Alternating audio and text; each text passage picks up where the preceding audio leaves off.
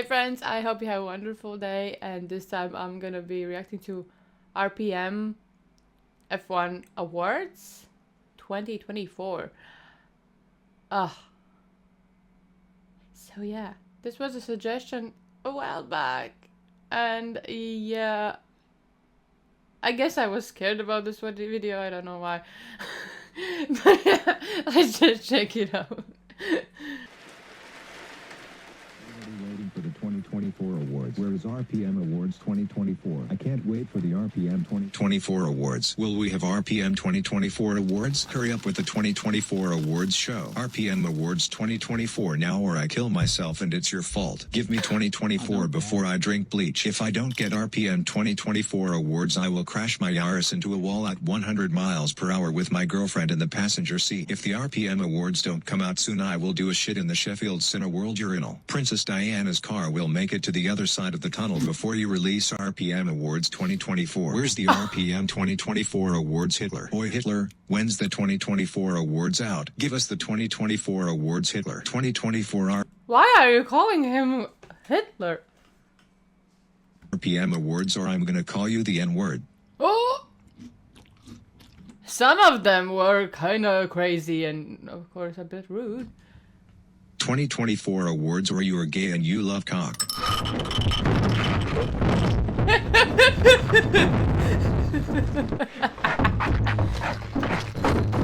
Oh, he dressed up as well. Come on.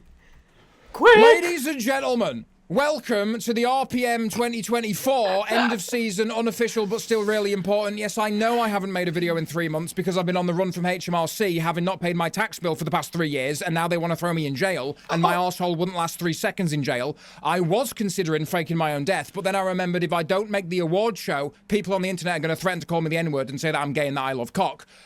Prize-giving ceremony. And once I have my certificates. Look at this. Yeah, aren't they nice? Not that there's anything wrong with being gay and loving a bit of cock. I just play for the clams. Anyway, the first category is what the hell is even that of the year?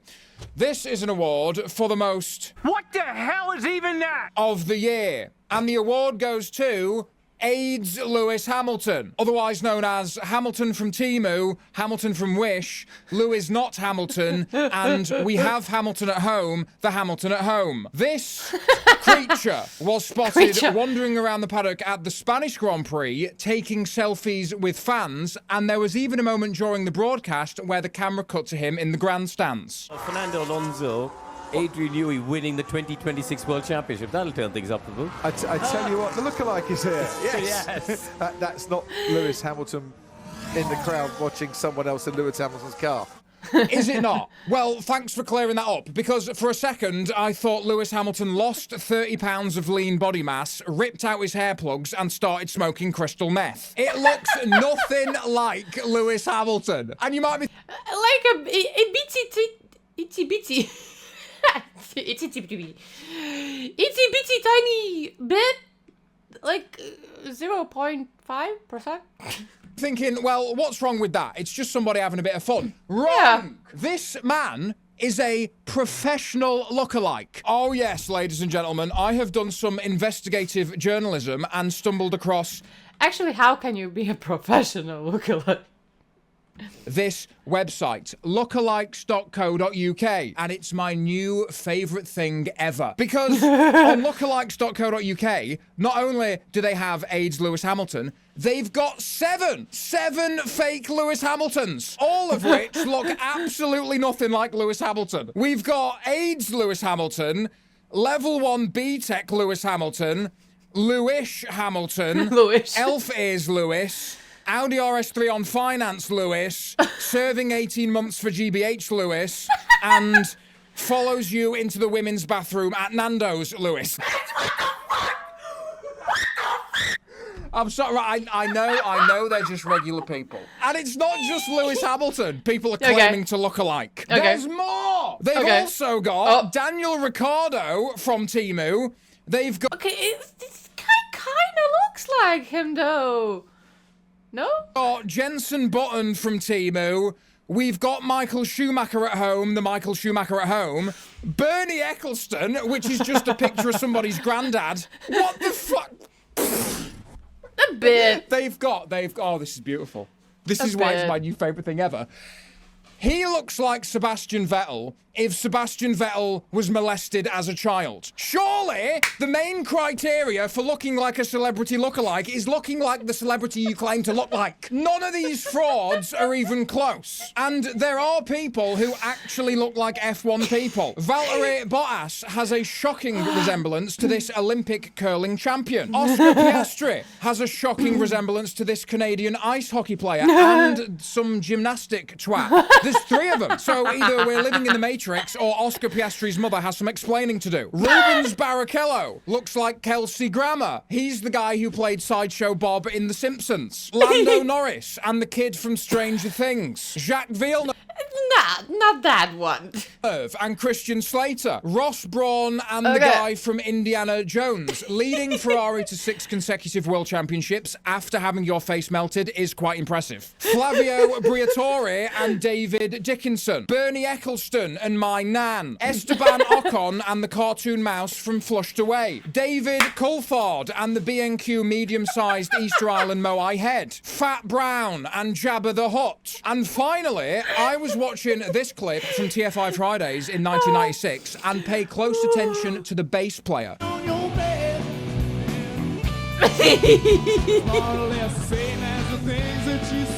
Stroll!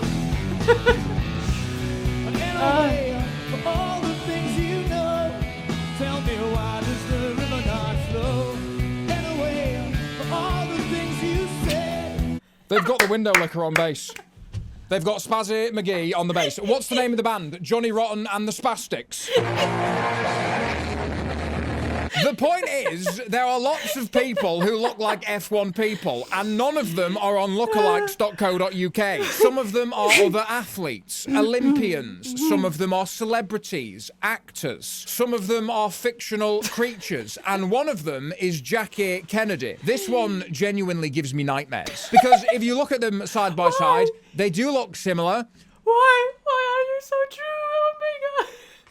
But then I found this picture, which somebody has clearly photoshopped Max Verstappen's face onto Jackie Kennedy. But then this picture, it seems photoshopped, but I'm not 100% sure. And then what about this picture? And this one, and all the other pictures? I don't know what Jackie Kennedy looks like anymore, and I can't tell whether or not these pictures have been photoshopped or if they are just pictures of Jackie Kennedy. I don't know what's real anymore. But what I do know is that somewhere in an alternative dimension, Christian Horner is driving through downtown Dallas and Sergio Perez is looking through the sights of a rifle. In fact, if you think about it, somebody did try to assassinate Christian Horner, but instead of a bullet flying towards his head, it was a picture of his own cock flying towards the email inbox of everybody in the F1 paddock. Maybe that should have been the winner of what the hell is even that a bit. I've changed my mind. In joint first place is AIDS Lewis Hamilton and Christian Horner's cock. Because when this freak showed up to the paddock at the Spanish Grand Prix, and when Christian Horner's WhatsApp messages got leaked on a Google Drive, and we all clicked on the now infamous file number 76, we all had the same reaction. What the hell is even that? And the next category is... I love this video.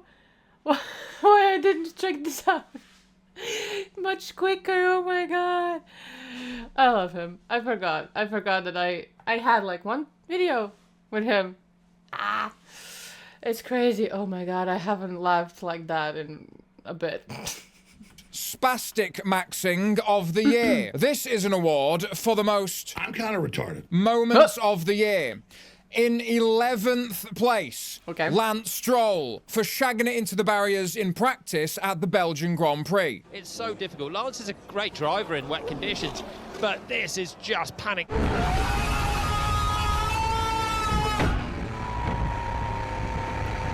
Like, can you drive in this wet conditions? Yeah, I can. Boop. Right? This was that one, right?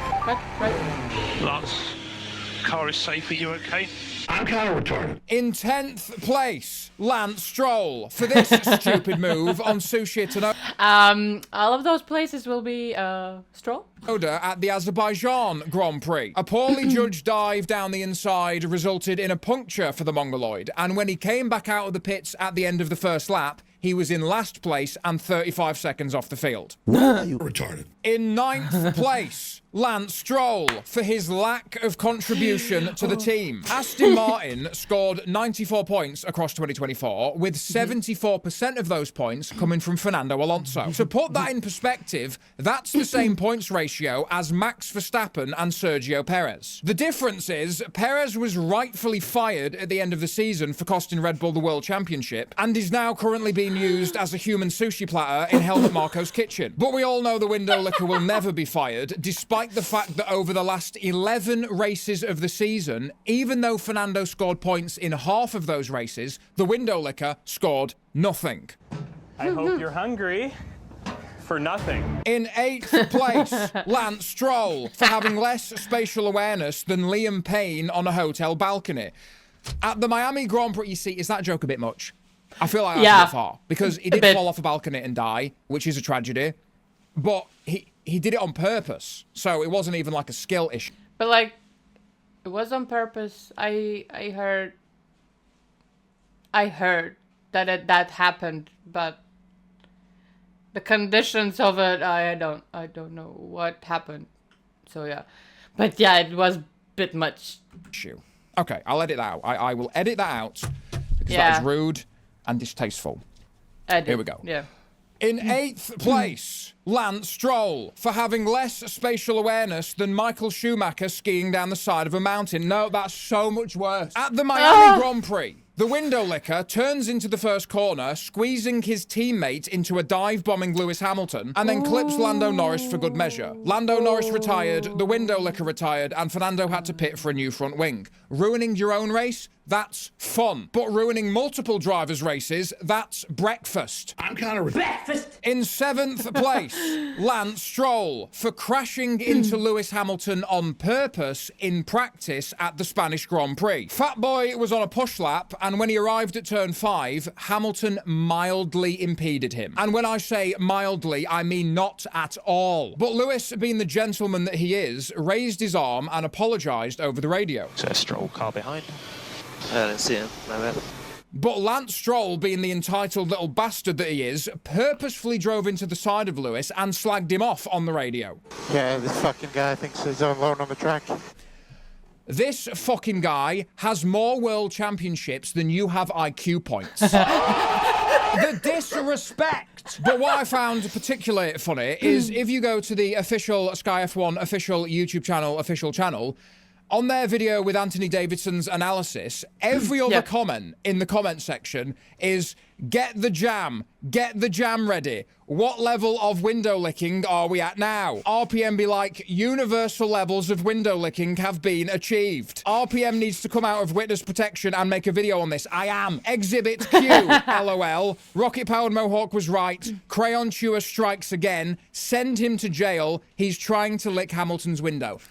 This is my influence on the F1 online community, and I am so proud of each and every one of you. So, once again, Daddy's little boy proves to everybody that he's just an entitled little bitch. Why are you breakfast? In 6th place, Lance Stroll for being so off the pace at the Japanese Grand Prix, he fell into an alternative dimension. He got knocked out in Q1 as per and lined up 16th on the grid, whereas Fernando lined up 5th on the grid and set a qualifying time that was 1.4 seconds faster. And that deficit was amplified over the course of the race, meaning the window licker finished 60 seconds behind his teammate in the same car. Now, some of that deficit was because Aston Martin brought him in for a late pit stop, giving him a fresh set of soft tyres to try and make up a few places by the end of the race. Before he came into the pits, he was in 11th place and about 1 second behind Sushi Tsunoda. When he came out of the pits, he had dropped behind Magnussen and Bottas with a 17-second deficit to make up. To be fair, within 9 laps, he stormed up to the back of him, throws it down the inside of Bottas into turn 7, and then the next lap throws it around the outside of Magnussen at turn 6. And as you can imagine, the Stroll bandwagon had a full-blown spasgasm. You see, Stroll is a world-class driver. Those were legitimate moves. Stroll is underrated and overhated. I brush my teeth with a bar of soap. Let me explain something. Context. The window licker was on brand new soft tyres. Both Magnussen and Bottas pitted for their tyres on lap 23. So by the time Fatboy rocked up to the back of them on lap 46, those hard tyres were 23 laps old. So that would give Fatty a tyre advantage of about 9,000 seconds per lap. And he was driving an Aston Martin, which was comfortably the 5th fastest car, against a Haas, which is a wheelie bin, and a Sauber, which is a wheelie bin with AIDS. But it got worse, because after he dispensed the 2 wheelie bins, he was supposed to go and get Sushi Tsunoda for 10th place. Sushi... Where are you getting these photos? I can't. Oh my god. It was 8 seconds up the road and also on 25 lap old hard tyres. So did Fatty storm up to the back of him and overtake him by the end of the race? No. Because a third wheelie bin appeared in the form of Nico Hulkenberg driving a Haas on, you guessed it, old hard tyres. But despite that obvious disadvantage, he managed to catch up to the window licker and overtake him on the final lap. Something that Fatty himself tried to explain over the radio. It's unbelievable how bad our speed is on the straight, man. Like, it's a different category. What? What? Different category. I genuinely believe he has a brain injury. I believe he was kicked in the head by a horse as a child or thrown off the upper deck of his dad's yacht as a baby. Something happened to make him the way that he is. It's a different breakfast.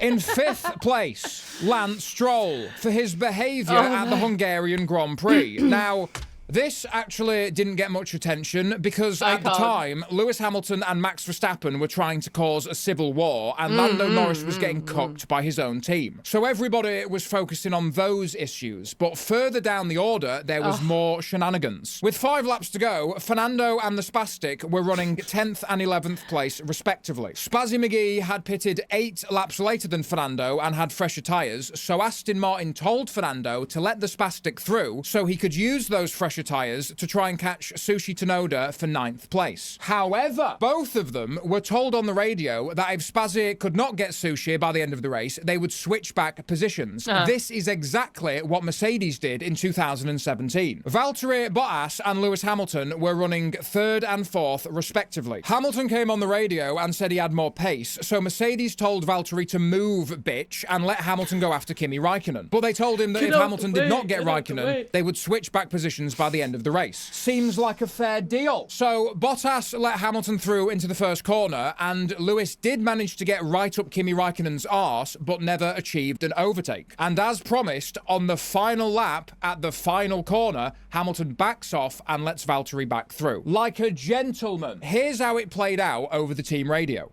Okay, man, look, I got a lot of pace. Not let me use it. I don't know why the Ferraris are slow. Catch them and get past and have to let him back past. Okay, Lewis, Valtteri's going to let you past. Into turn 1, you can go strap mode 3. Ferraris are just up ahead. So make sure you can stay close to Lewis so that we can re-invert the cars. It's getting very hard to get close. Just do what you can. You've got overtake available. So we've been given 5 more laps. 5 more laps. Front calipers are reaching the limit. Don't worry about it. You want me to let me Valtteri back, yeah? Okay, mate. Thanks for that. Yeah, it's a gentlemanly thing to do. Well done. Isn't that beautiful? Teamwork. So when Aston Martin tried to pull off the exact same thing, here's how that played out over the radio. And we've got 1 more lap to close up on Tsunoda, but if not, we're going to give Lance a chance. 7 laps to go, 7. So then we can let Lance pass when it's convenient. And so we will swap back if he doesn't get in, we will swap back. 3 more laps to go, Fernando, 3 more laps. If you could just keep up to Lance so that we can swap back without messing around with Piastri. Lance, Fernando will give you DRS. We'll go past her into turn 1, and then we need to go and get Tsunoda, okay? So 5 to go, everything we can to get Tsunoda now, otherwise we'll swap back at the end of the race. Well, I would have passed Fernando, but okay. So 3 laps to go. You are P10, but we'll have to swap back if we don't get him. This is the final lap. So if you don't get him now, you need to switch back before the line. Fernando's 4 seconds behind you. There's no pressure behind. So I suggest you drop back. Let Fernando pass. It's 4 seconds back. No. Okay, that's the flag. That is the flag. You selfish pig. Fernando let him past as instructed, and when I can't. Knobhead could not get past Sushi by the end of the race, he was told to let Fernando back through four times. Wait, is that 4? Look how short my fingers look on the camera. My fingers aren't really, look, I've got, my hands are normal size. They look really short from that angle. What the fuck? Why do my fingers look so short? Grow some nails. What am I doing? Fernando let him past, as instructed, and when Fat Boy did not get Sushi by the end of the race, he was told to give the position back to Fernando 4 times, all of which he completely ignored, and what did he say? I would have passed Fernando, but okay, where's my squishy ball? I need my squishy ball. Damn it, where's my squishy ball? Where the fuck is it? Oh, it's over there. Oh yes, my sweet prince. No. Fernando Alonso is the same man who at this very track in 2021 held up Lewis Hamilton in a championship-winning Mercedes when he was driving an Alpine. So that would give Lewis a 50 billion second per lap advantage. But despite that, he fended off multiple attacks across multiple laps from one of the most competent drivers on the grid in the fastest car on the grid. So how exactly were you going to get past Fernando, you delusional psychopath?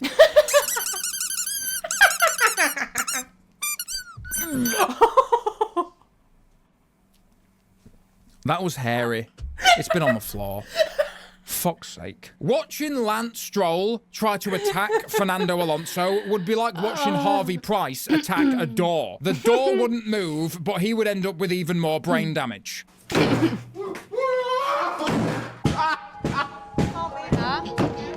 In 4th place, oh my God, we're only on 4th place, for the love of Christ. In 4th place, Lance Stroll, for his behaviour at the Monaco Grand Prix.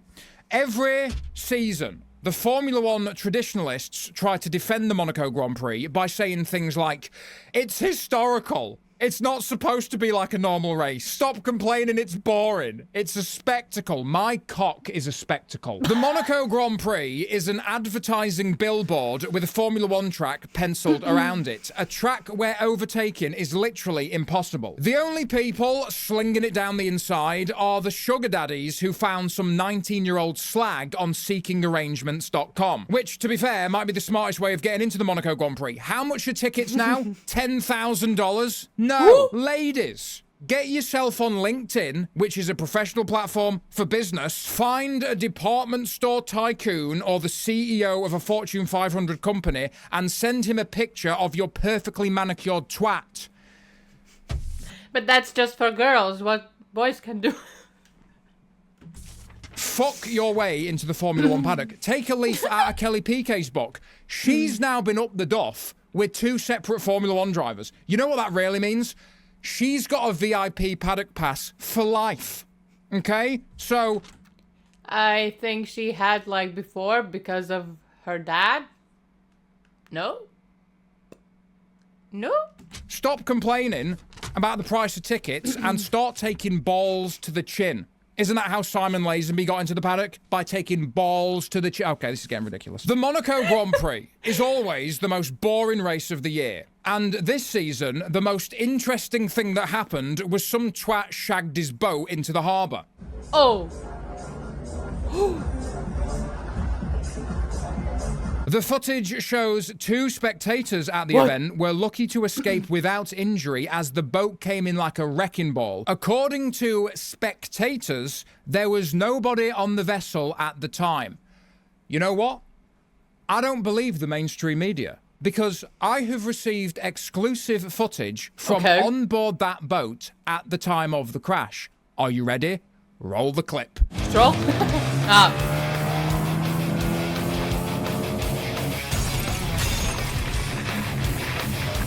I thought it was gonna be a straw.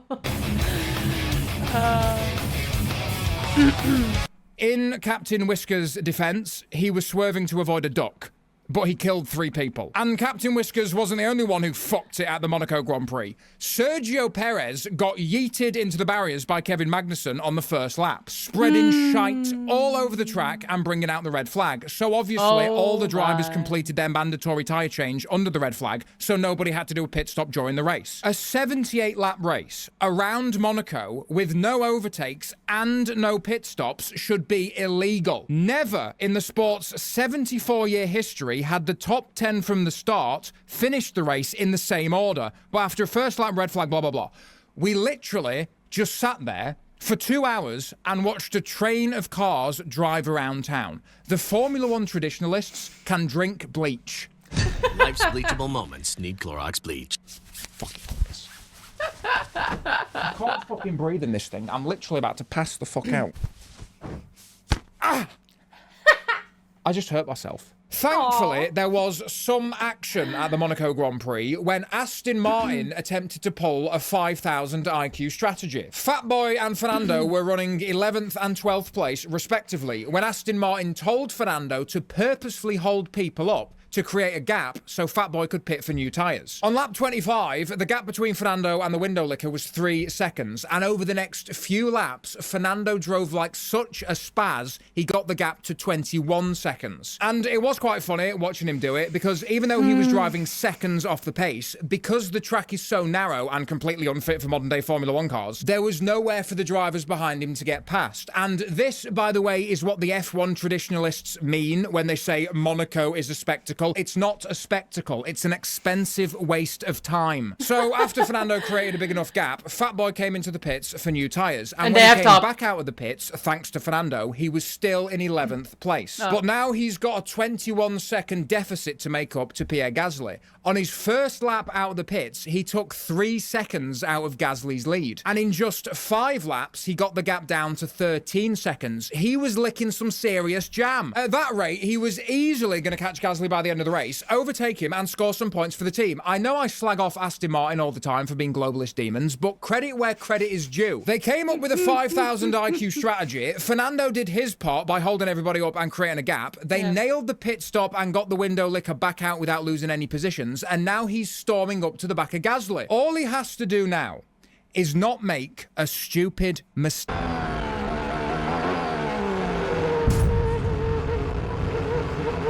Stroll's got a puncture. Stroll has a puncture, and his amble up to the back of Pierre Gasly will not happen. To do an overtake. Aston Martin have been lining that up for 40 laps, and now Stroll is out of the picture.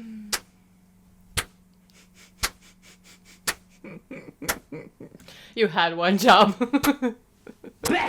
In Just third drive. place, Lance Stroll for this stupid crash at the Saudi Arabian Grand Prix.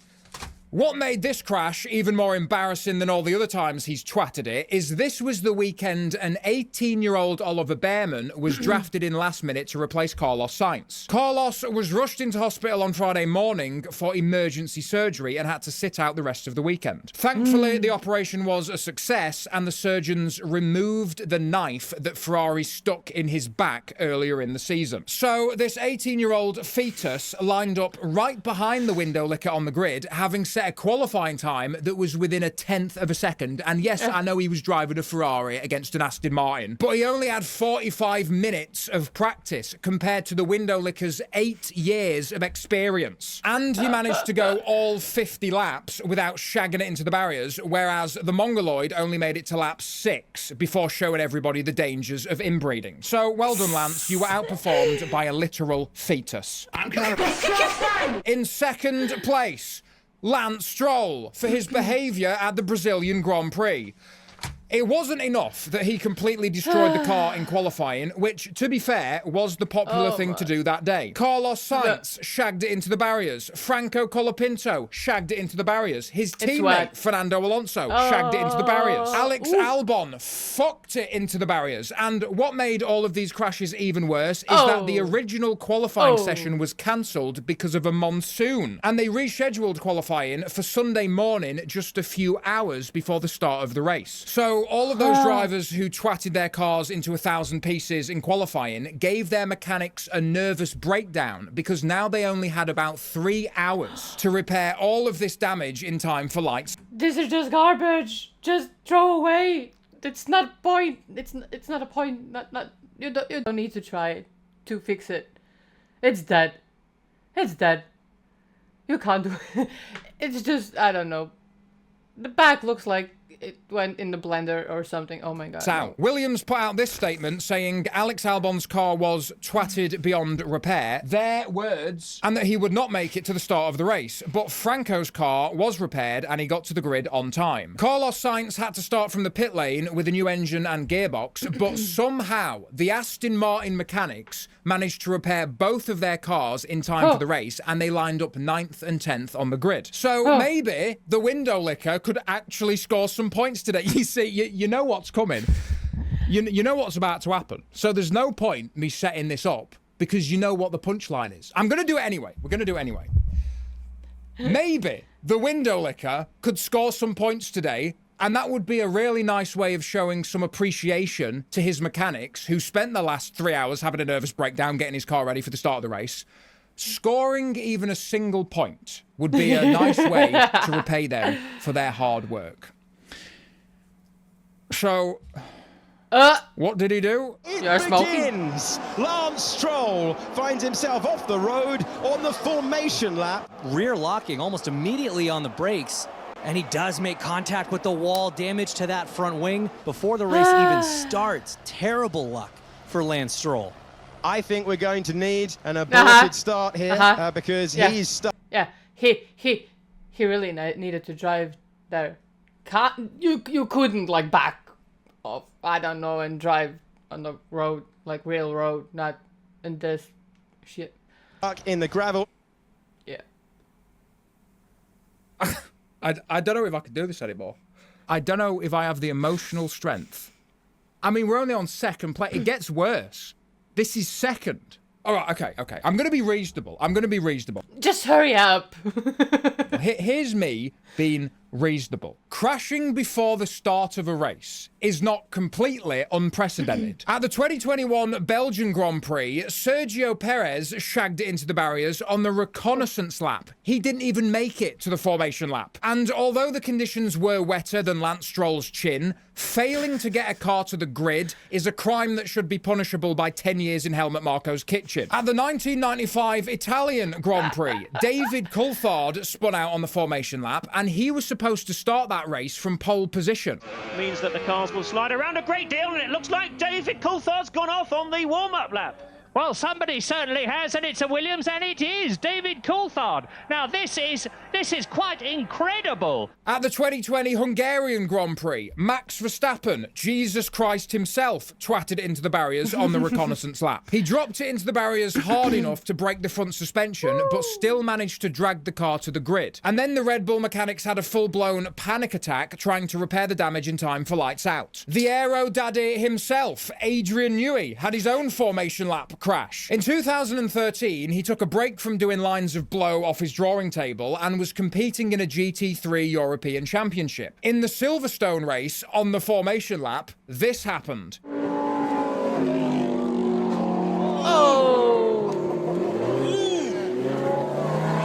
Things have gone badly wrong. This is the replay. Adrian Newey weaving around, coming out of Beckett's onto the Hanger straight, just loses it. Slams it up against the wall, and Adrian Newey, in rather embarrassing fashion, has dropped it on the outlap to the grid.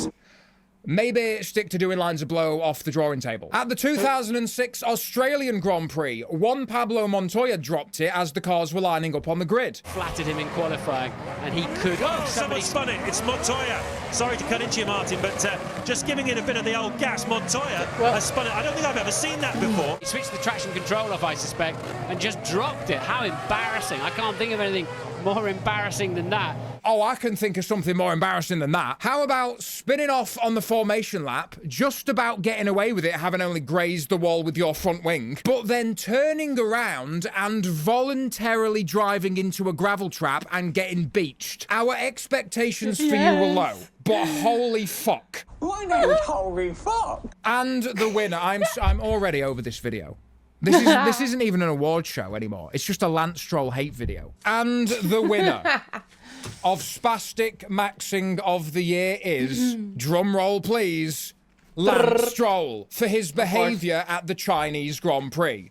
Behaviour? On lap 21, Valtteri Bottas pulled off the track with an engine failure, bringing out the safety car. 5 laps later, the safety car came in, the field bunches up and were preparing to restart the race. But as they headed into the final hairpin, Lance Stroll, who was daydreaming about a freshly jammed window because he was not paying attention, drove into the back of Daniel Ricciardo. Now, suddenly just did break, right? Oh, listen, I made a whole video about this at the time, where I went through it with my usual calm and composed level of technical analysis.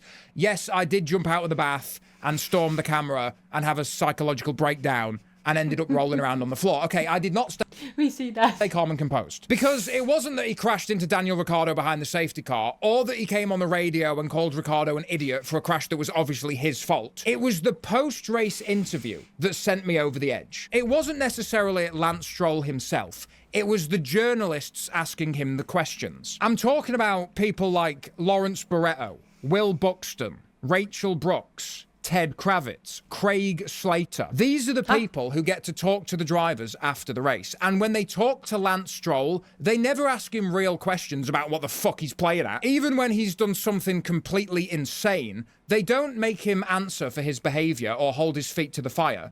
Probably his father just, I don't know, didn't let them, I don't know, told that they will get fired or something. I don't know. It's something up. Just listen to the way they posed their questions after he had driven into the back of Ricciardo in China. Commiserations, you've driven a very, very strong-looking race. Then obviously what happens with Daniel, who says, you know, the cars are concertinoing this car. Well, Lance, it was looking like a great race, and then that weird incident at the turn 14 hairpin. What happened from your point of view? You spineless bastards. That weird incident at turn 14. What happened. If these... Seriously, I didn't listen to their question before like this. I didn't think. But oh my. People were interviewing Osama bin Laden. Commiserations, Osama. It was looking like a great day, but then there was that weird incident at the World Trade Center. It wasn't a weird incident, Craig. It was the fucking Mossad. Let's not do that on YouTube. I don't want to get thrown off every platform. The point is, these people are spineless cowards who don't ask real questions. So, I thought I would take matters into my own hands. A few days ago, I was given the exclusive opportunity to interview the window licker myself. Oh yes, and this is not a sketch that I edited together. It really happened. When I interviewed Lance Stroll, I attempted to ask him questions about his behaviour, amongst other things, but his answers were completely incoherent. Almost as if he was speaking in riddles, like an ancient wizard who possesses great knowledge about the universe, but who cannot communicate it to us mere mortals. I came away from the interview confused. Is Lance Stroll secretly a genius? Or is he what people say he is? Developmentally retarded? You be the judge. Here is my exclusive, never before seen interview with the window licker himself. Okay.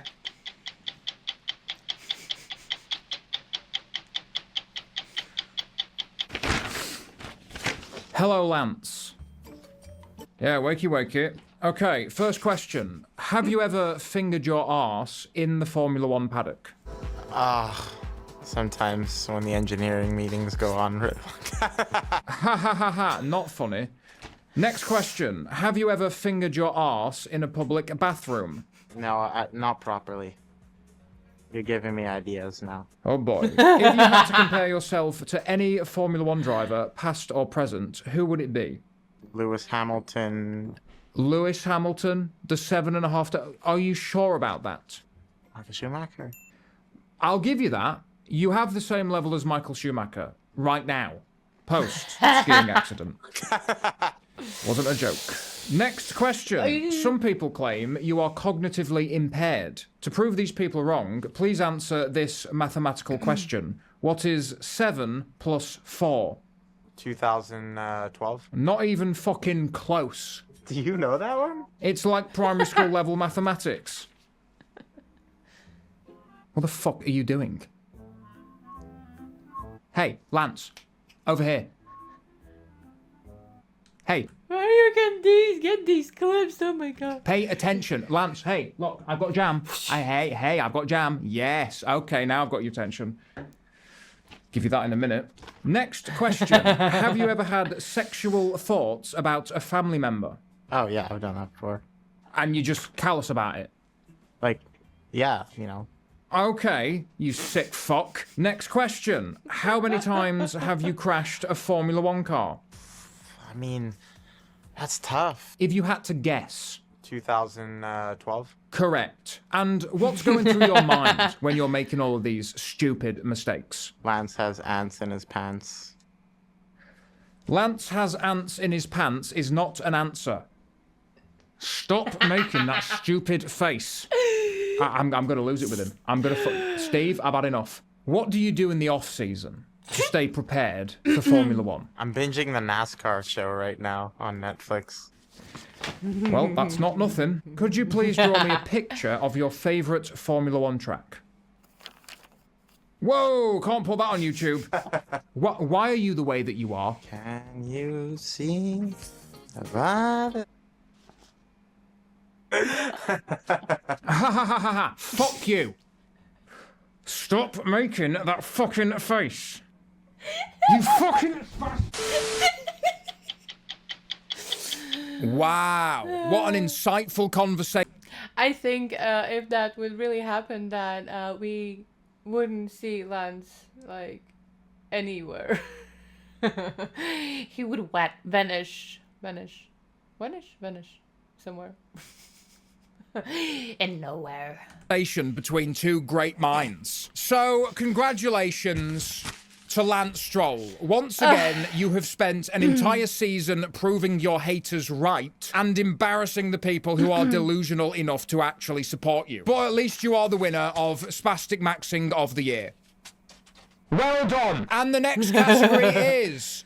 Well, there isn't one, because I spent so much time doing the Spastic Maxing category that I've run out of time to talk about anything else. Because we are now days, if not hours away from the 2025 Australian Grand Prix. So to make sure I get this out before then, I'm going to wrap up the video now. And I don't want any of you ungrateful bastards in the comments like, you missed so many things. You should have talked about Max and Lando's incredible championship battle. You should have mentioned Lewis Hamilton's iconic victory at the British Grand Prix. What about all of the weird things, like the safety car crashing in Monza? Or what? The grass randomly catching fire in China. What about Verstappen winning Brazil from 17th on the grid? What about the Freedom Tower getting fired mid-season? You didn't even do the Destructors Championship. Shut up! I will crawl...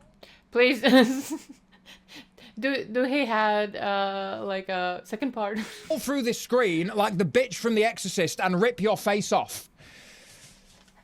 So, with that being said, the winter is now... Love and kisses, bye, yeah. over. I have returned after spending the last 3 months on the run from HMRC, and if there is any tax lawyers watching this, please do get in touch, because I am in a lot of trouble right now. FBI, open up!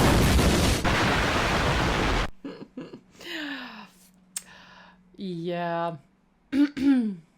This was seriously something, and I loved this video. Oh my god, I need to watch more of him. I don't know why I'm not. Seriously, I don't know why. Oh my god, this was so funny. But yeah. Lance is amazing, right? Oh my god. So yeah, finally I did it. So yeah. Yeah, thank you for suggesting. This was really fun. And yeah, if you have other suggestions, please leave it in the Discord server, and I will not be afraid from something about rocket and Mohawk. Powered? Rocket powered Mohawk?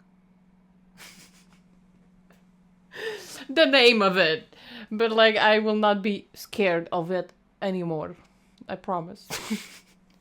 So yeah. Oh, have a wonderful day, and hopefully I'm gonna see you next time. Bye.